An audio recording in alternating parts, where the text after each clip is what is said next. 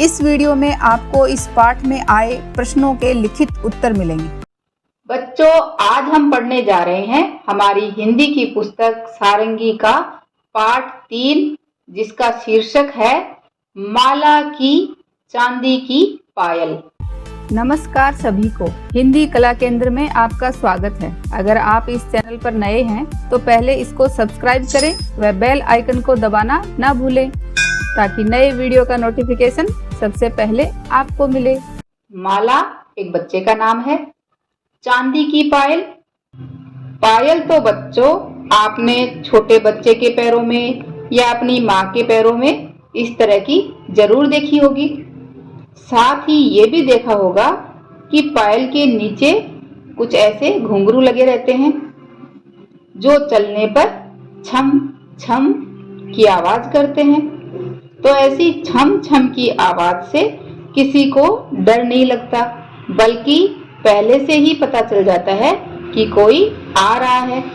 लेकिन बच्चों, कोई अचानक जोर से हुप धप ऐसी आवाज निकाले तो एक बार के लिए हम डर जाते हैं, है ना? होता है ना ऐसा? आपने भी कभी अपने छोटे भाई बहनों को या अपने दोस्तों को कुछ ऐसे छुपकर जरूर डराया होगा। तो ऐसे ही बच्चों हमारे आज के इस पाठ में ये काम माला कर रही है। तो चलिए बच्चों, हम भी आगे पाठ को पढ़कर जान लेते हैं कि आगे माला क्या क्या करती है। माला की चांदी की पायल। हुश, माला बिल्ली को डराती। इस तरह की आवाज निकालकर माला बिल्ली को डराती।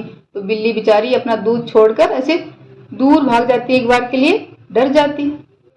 कभी वह छुपकर हे वह अपनी नानी को डराती, तो नानी बुरी तरह से डर जाती। धप, वह अपने छोटे भाई को डराती।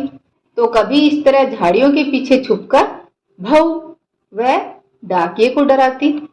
एक दिन माला की माँ ने उसे एक छोटी सी डिब्बी दी। ये देखो, एक दिन माला की माँ ने उसको एक छोटी सी डिब्बी दी।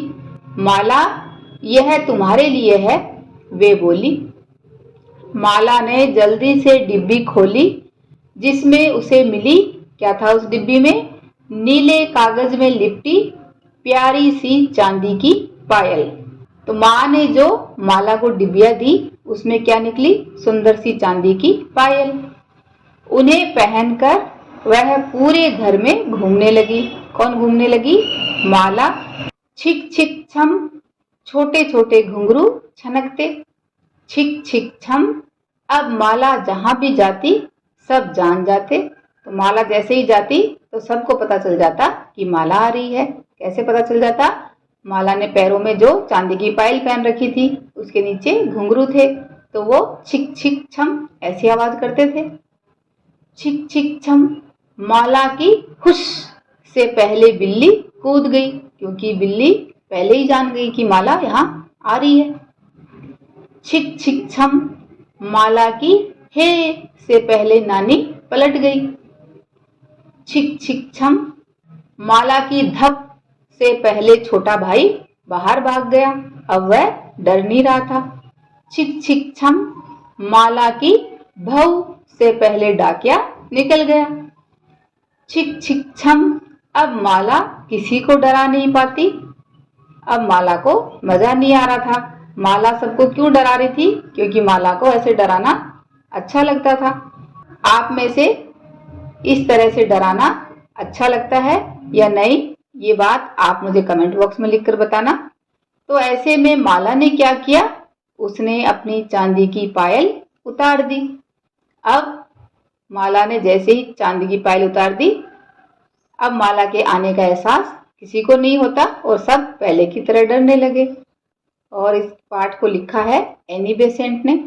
अब बच्चों, इस पाठ के अभ्यास प्रश्नों को करते हैं। बातचीत के लिए माला सभी को क्यों डराती होगी? माला को डराना अच्छा लगता होगा, इसीलिए माला सबको डराती होगी। माला से सभी क्यों डर जाते होंगे? क्योंकि माला सभी को अचानक से डराती। अचानक माला की जोर की आवाज सुनकर सभी डर जाते होंगे। पायल उतारने के अतिरिक्त माला और क्या कर सकती थी? सोचो और बताओ।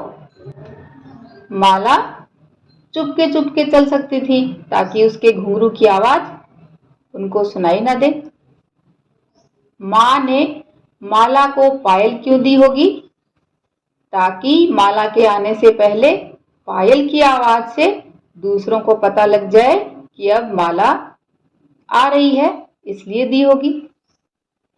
माला की माँ ने उसे क्या दिया?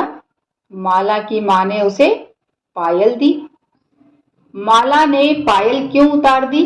सही उत्तर चुनिए। पायल माला को चुभ रही थी। पायल से सभी को माला के आने का पता चल जाता था। पायल की आवाज से सभी को बहुत मजा आता था। एक पायल खो गई थी और बस एक ही पायल रह गई थी, तो इसमें से क्या आएगा? पायल से सभी को माला के आने का पता चल जाता था, इसलिए माला ने पायल उतार दी। माला किस किस को डरा रही थी? तो माला बिल्ली को, नानी को, अपने छोटे भाई को और डाकिये को डरा रही थी। विराम चिन्ह का प्रयोग करते हुए नीचे दिए गए वाक्यों को अपनी कॉपी में लिखिए।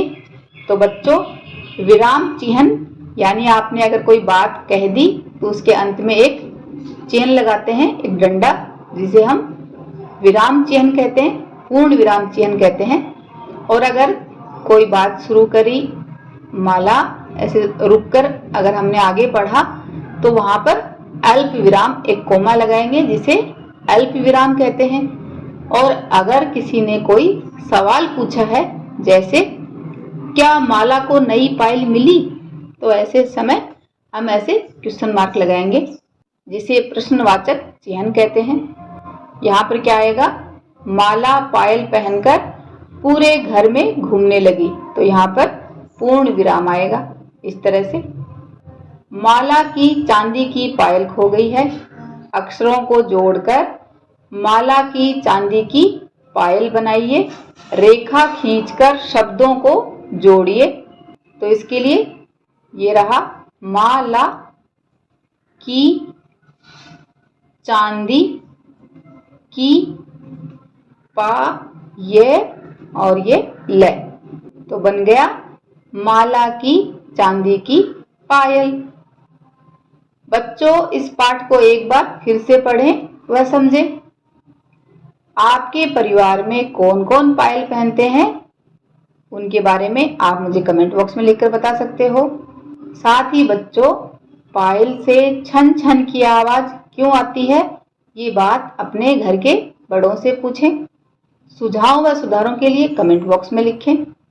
अगर हमारे वीडियो बन ही रहे हैं आपके फेवरेट, तो फिर क्यों ना करें इनको लाइक, सब्सक्राइब और रिकमेंड।